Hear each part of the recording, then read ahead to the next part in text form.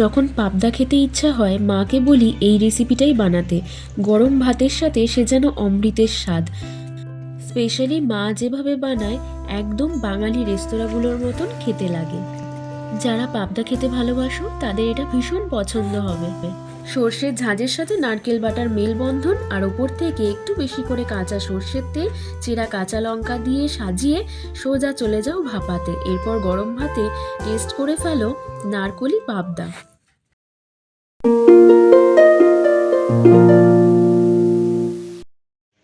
এই রান্নাটা করতে যা যা লাগবে এখানে আছে: হলুদ গুঁড়ো, নুন, কাশ্মীরি লঙ্কার গুঁড়ো, সর্ষের তেল, এটা নারকেল বাটা, নারকেলের দুধ, চেরা কাঁচা লঙ্কা আর টমেটো কুচি অল্প তেলে ভেজে রাখা আছে। আর এই মিশ্রণটা আমি যেগুলো দিয়ে তৈরি করেছি, এতে আছে কালো সর্ষে, সাদা রাই সর্ষে আর পোস্ত আর কাঁচা লঙ্কা একসাথে দিয়ে মিক্সিতে আমি পেস্ট করে রেখেছি।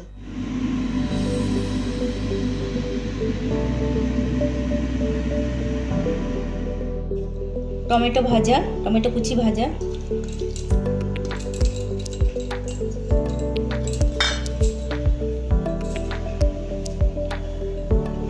রাই সর্ষে, কালো সর্ষে আর কাঁচা লঙ্কা একসাথে বাটা,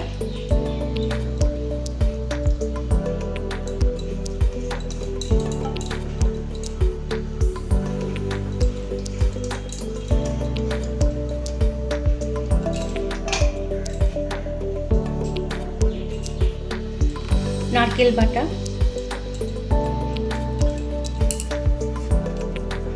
এটা যেহেতু পাবদা মাছ একটু নোনা হয়, তাই পরিমাণ করে বুঝে নুনটা দিতে হবে, না হলে কিন্তু ভীষণ নুন কটা হয়ে যাবে।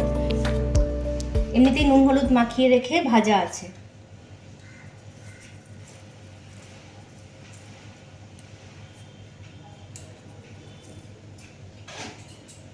হলুদ গুঁড়ো সামান্য,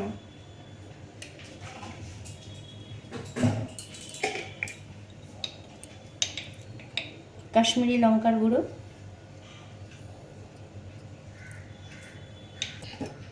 সর্ষের তেল,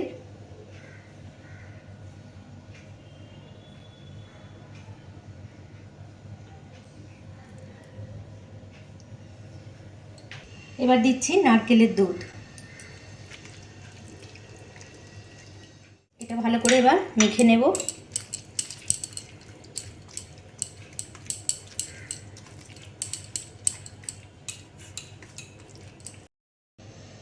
এবার দেব কয়েকটা গোটা বা চেরা কাঁচা লঙ্কা।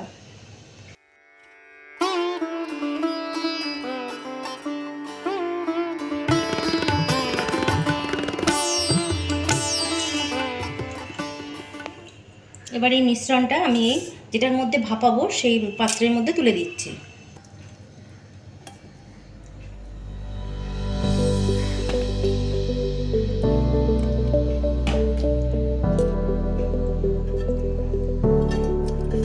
মাখানো গ্রেভিটা সব দিয়ে দিচ্ছি।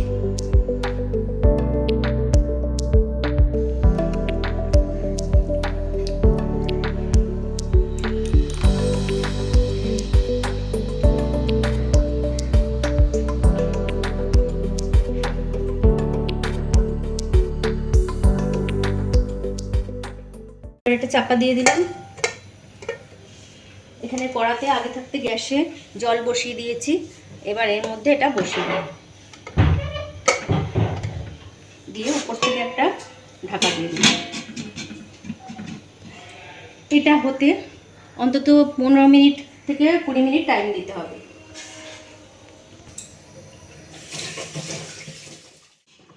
এবার নামিয়ে দিচ্ছি। এতক্ষণে হয়ে গেছে রেডি।